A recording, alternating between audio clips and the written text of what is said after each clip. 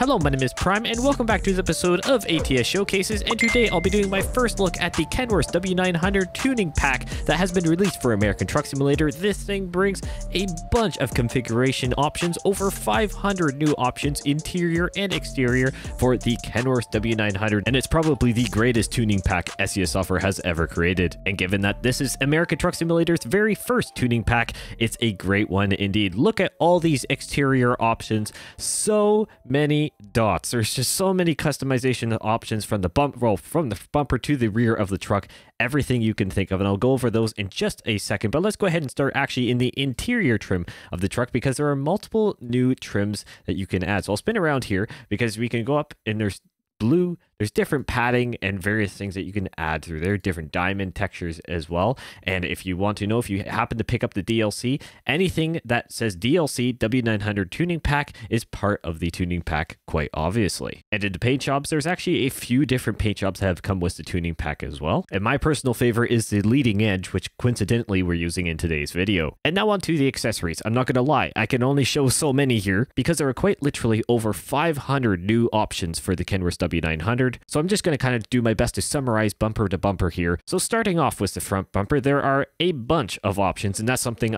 just to be expected, to be honest. I won't say that every time because, well, it's quite the truth. All the way down at the bottom, though, is what they call Storm. That's a trim kind of level, I guess you could say, that you're going to see across a bunch of the configuration options. And from my interpretation, it seems to be the more show aspect of the W900. And as we move across the truck, everything from the different badging with different LED glowing as well on different badging. Of course, your air filters have a bunch of new versions as well. All different panels and trim levels. Everything across here has different chrome, changing the vents on the windows. It's just incredible to see the detail that has been added within this DLC. And honestly, something that a lot of people will be changing is the rear fenders. Oddly enough, this is probably where you can see most of the customization in a truck. And once again, all the way down at the bottom are the Storm fully covered fiberglass fenders, which I think look really cool. And for today's video, I'm actually using the hump version of the fender. And then as we will make our way to the rear bumper, again, a ton of new options. Everything from classic to custom,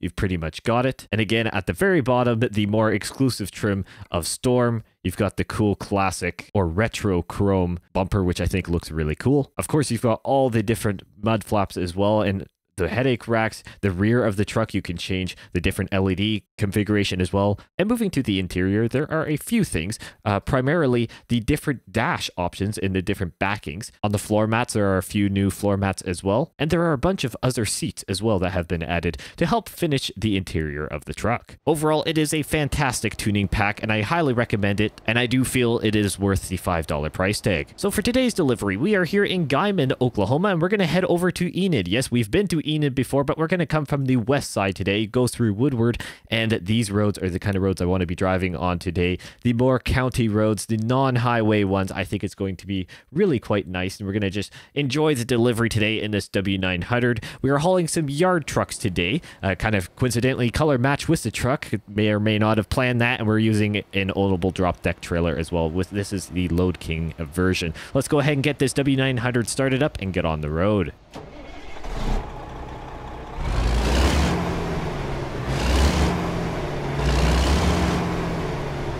All stock SES Software sounds and gameplay today. No mods in this save quite yet. I'll be introducing those back into the videos very, very soon. Let's go ahead and get on the road. Let's see how this W900 performs and looks. Well, I guess we know how it performs, like the king of the road, and now it looks the part. What an incredible tuning pack DLC, and one that was, I guess, a little bit teased. And to be honest, I wasn't able to actually do a Prime News on the teaser of the W900 teasing pack a long time ago. Or not, I guess not too long ago, but a little while back. I was able to do one, though, on the release of the DLC because, well, it is kind of big news, and definitely recommend it if you like being able to customize the W900, or for that matter, if you're just a fan of the W900. Definitely recommend it, and it is the very first tuning pack for American Truck Simulator, and it does not disappoint.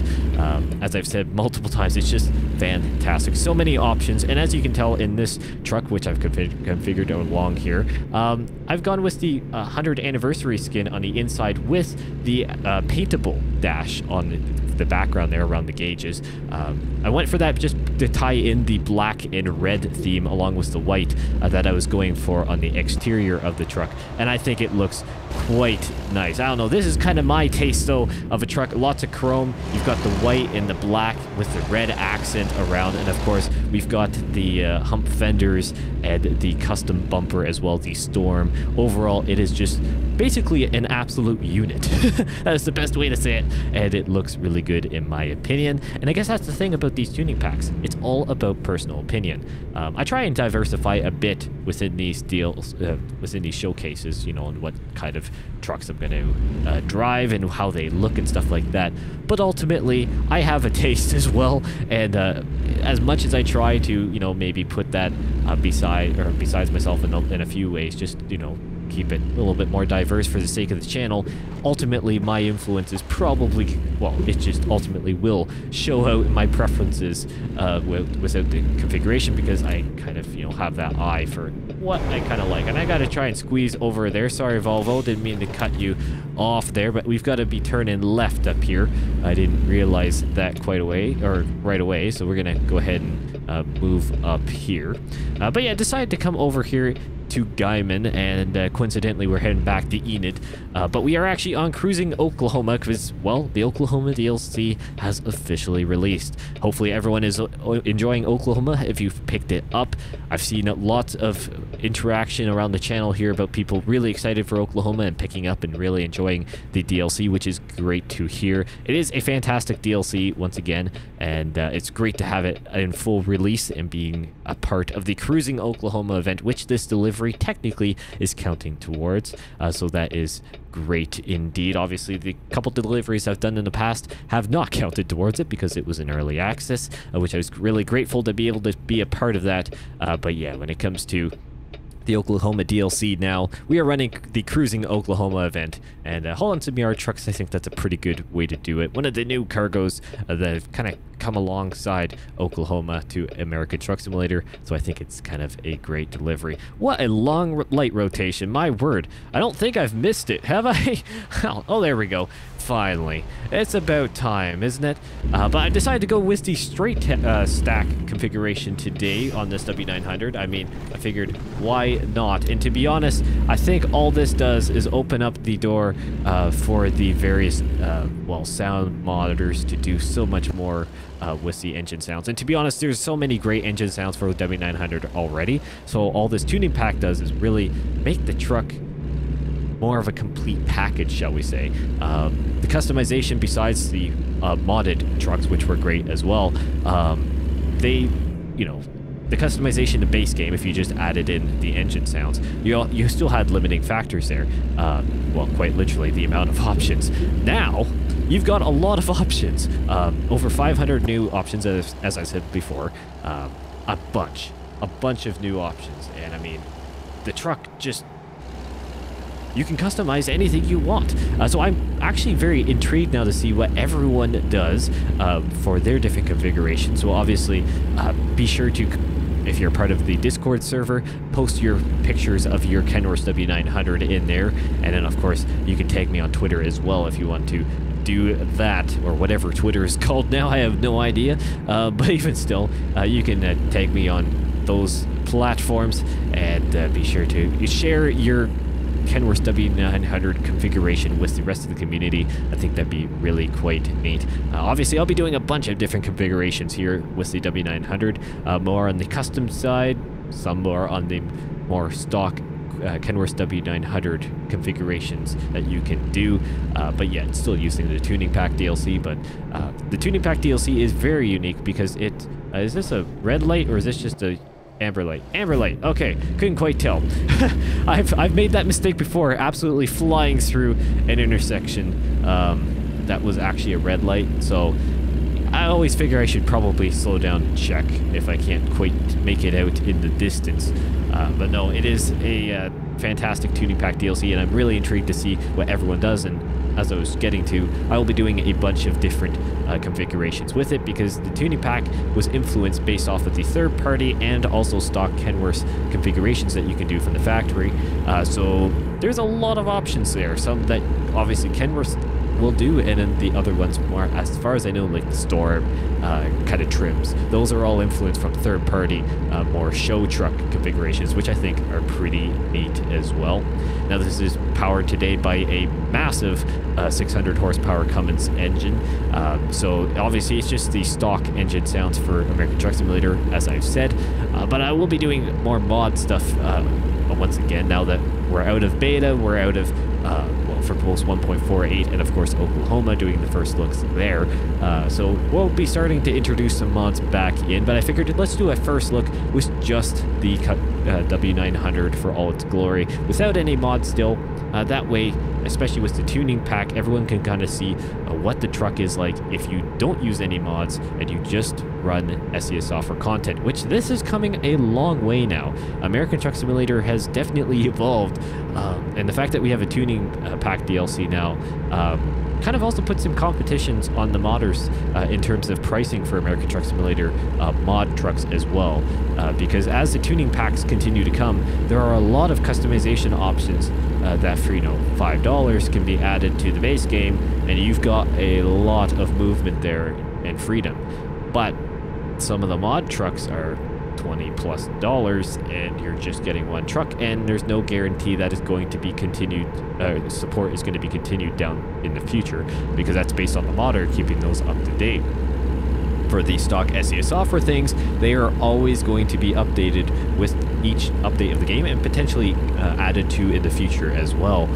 So, you know, for example, this $5 roughly investment into this tuning pack DLC, depending on your currency, of course, really does lend a great hand into the future investment of the truck if you do enjoy it, because, well, it very well could be updated in the future, which it may just well be.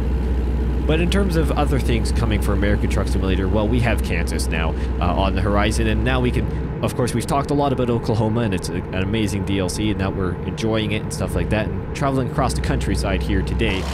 But you know what? We've got Kansas on the horizon now. When it will be coming, who knows? And ooh, we're riding the rumble strip there. And of course, we've also got Nebraska. Well, albeit as of recording this video, not confirmed, but let's face it, anyone who's been following the news and kind of teasers on that, it's going to be Nebraska, or at very least Nebraska. And so, you know, we've got some really cool things coming for American Truck Simulator. A lot of cool things indeed, especially on the map side, but also on the truck side as well. It seems like we're getting some talk about like either revised or brand new Kenworth trucks as well. So that would be probably like T680 or those kind of trucks, and you know, just either revised or straight up brand new trucks, new next gen trucks, whatever you want to call it. I think it's really quite neat to see what is potentially coming here for American Truck Simulator. I know there's been kind of some teasers here and there. Of course, nothing overly confirmed just as of yet, because, you know, we're still early enough in the development here. And actually, I got to get to the left lane. I guess I could have stayed there, but I didn't know that we'd be turning left up here. But even still, we've got some new trucks on the horizon, let alone what SCS Software has up their sleeves, which I know they definitely have a lot planned for the game. And it's definitely been busy on the American Truck Simulator side of things. Obviously, ETS2 has had a little bit of more of a backseat approach to some things, just because SCS Software have separate teams, sorry, for ATS and ETS2. ETS2 is definitely in a point where they got really hampered by the Heart of Russia DLC situation, and that really stalled the development cycle of things, because, well, that DLC is, as far as I am aware, like finished, completely finished. It seemed to be at that point, and SCS Software, I believe, actually confirmed that in a post that they did about the whole Heart of Russia DLC situation. And it kind of left them in, well, now we got to develop another DLC, which, of course, they're working on. But that really would have done a number in for them. So that's why over here in American Truck Simulator, it seems like everything's coming so quickly. Well, it's just the fact that, you know, we haven't had a DLC basically be outright canceled or delayed to the point where we have no idea when it's going to come.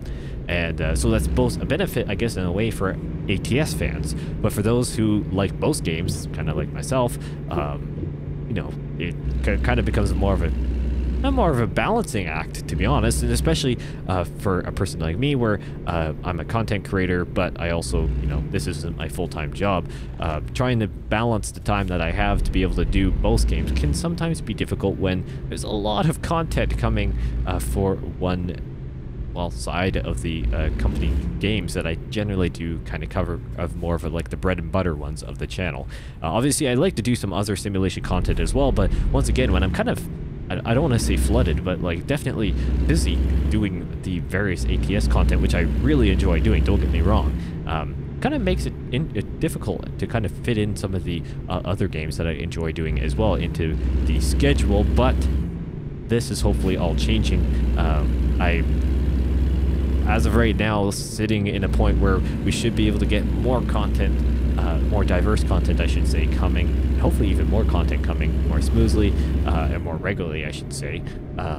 And in terms of, well, what's coming in terms of other things that we can do, well, I'd really like to have more convoys starting up again, which would be fantastic. There's been a long hiatus from that, and I really want to get more of that happening around the channel, which is going to be something I'm really excited about. So we'll see how that all develops in the near future here. Looks like we got a crossing up here. Flashing crossing sign. And that guy's turning. I'm just being careful.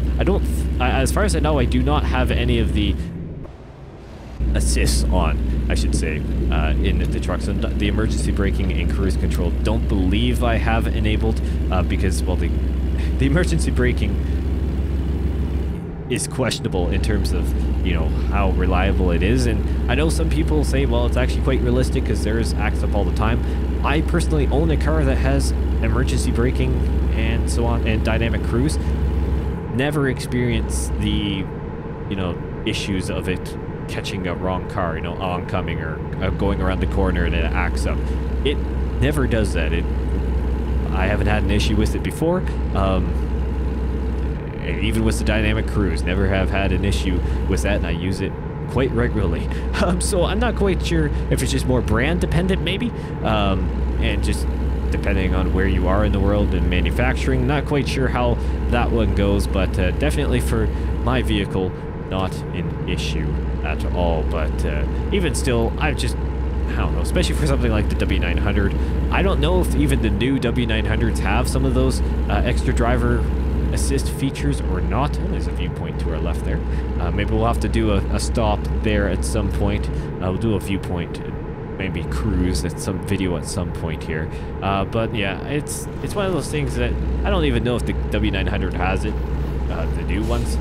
Part of me would want to say maybe, but also it's the Kenworth W900. I mean, it's not a, you know, it's not a truck that's stereotypically like a more of an economy truck that is used for highway hauling.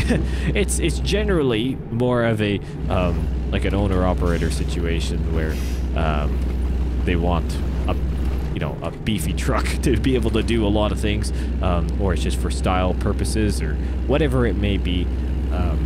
Stereotypically, you know, it'd be more like the Freightliner Cascadias, International LT, all those guys, the 57Xs of Western Star. Those guys are the ones that I would see having all those more advanced features, and the Volvo VNL, of course, not the W900. But I don't know, that's my 2 cents on it.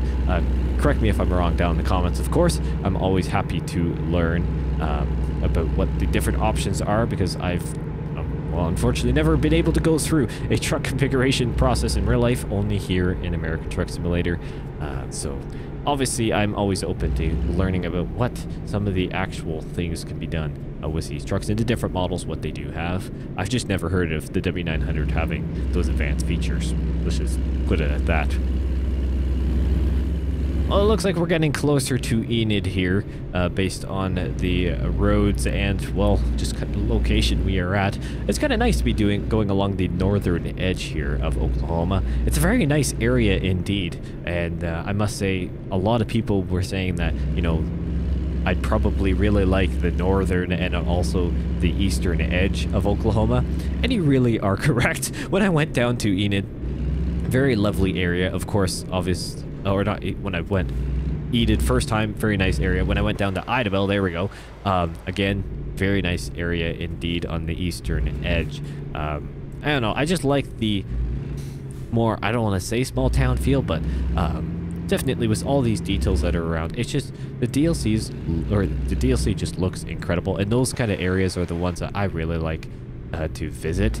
Not saying that there's anything wrong with the rest of the DLC, it's also great as well, but it's just the landscape of it that's just where I tend to enjoy viewing a bit more. But obviously we're gonna have to explore a bit more of Oklahoma here, and that's why I decided to come across from Guyman and work kind of across here, and Enid just happened to be a good delivery point for these yard trucks. But yeah, when it comes to some of the other deliveries, we'll head into more southern Oklahoma next. That's my goal, and we'll do some cool things over there. I wonder what this building is. This is like a little visitor center, I guess, for Oklahoma. I guess it would be, just on the corner. It seems like it'd be like an information booth or something like that.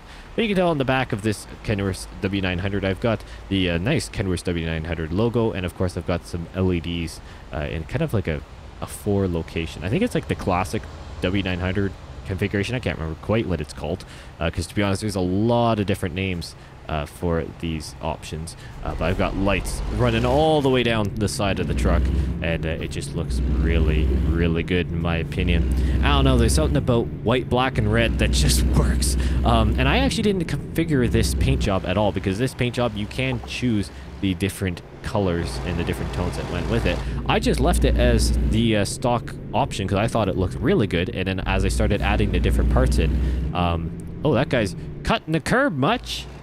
My word, right over the side of the sidewalk. That's a classic trucker move right there. No offense, truckers.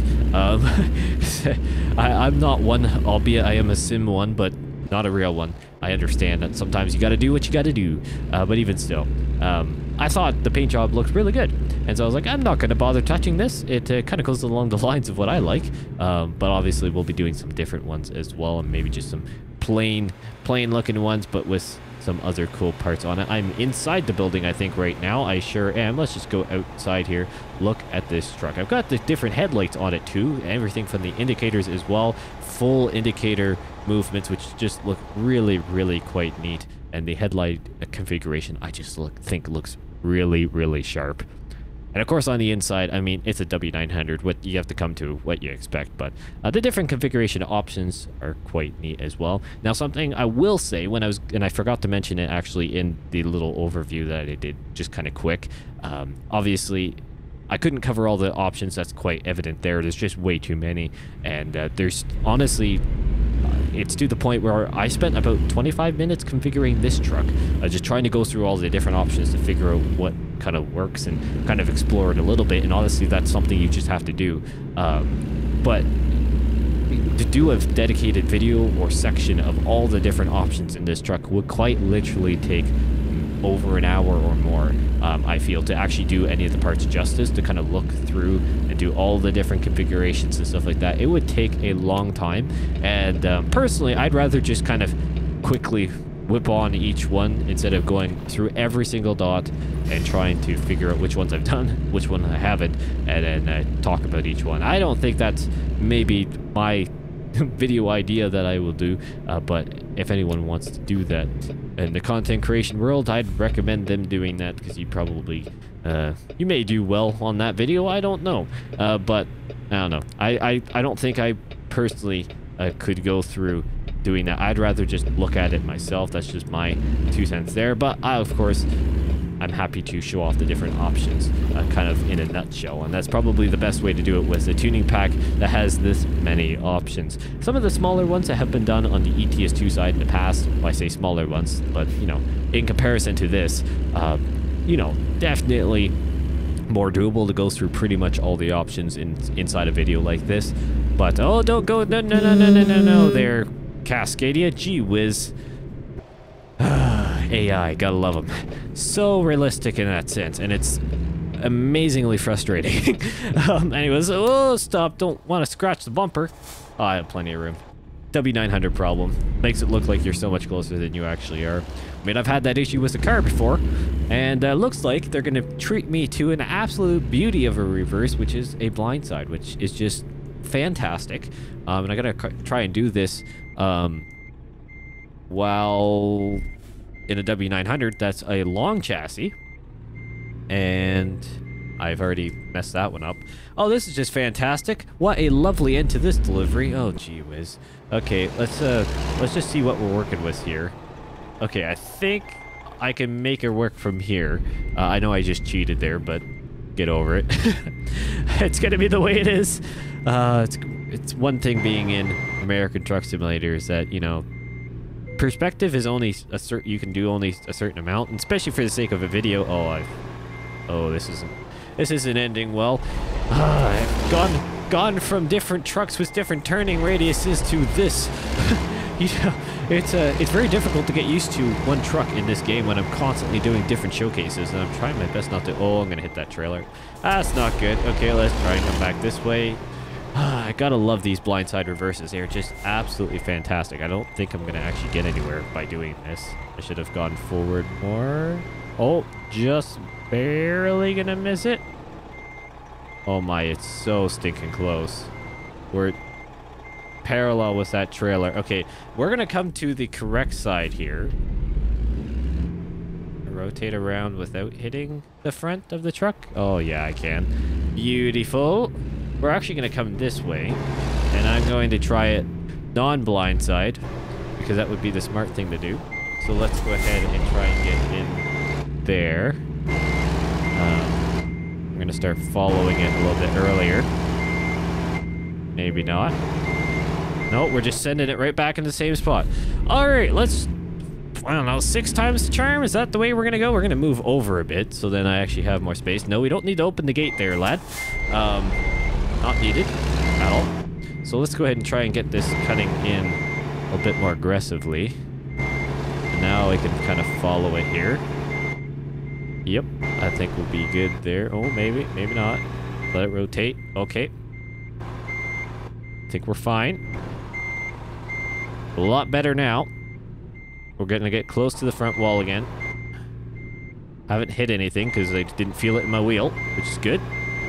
It's always a nice thing to happen. Okay, we've got room on this side. We're gonna keep coming back. Something. Oh, we hit the back. I don't think it's accepting it though. No, it's not. But we can just realign here pretty easy for that one. So we're just gonna come around. Oh, tilt up there, Prime. I can't see out this mirror anyway, so that's kind of useless now, isn't it? I need to go the other way. What am I doing? I didn't even adjust my mirrors. Okay, we're going to the outside. What a classic Prime Simulation delivery here. Oh, come on. Go ahead forward. That'd be a good thing to do. I've got to remember to do 2 things when I get into a truck. Change the FOV and the mirrors, and I kind of half did both. Did not do it very well at all. Okay, there. It's going to accept that. That's fine. The main point of this delivery, though, was to focus on the truck, and what an amazing truck indeed. Great tuning pack. Lovely delivery besides my inability to park a truck.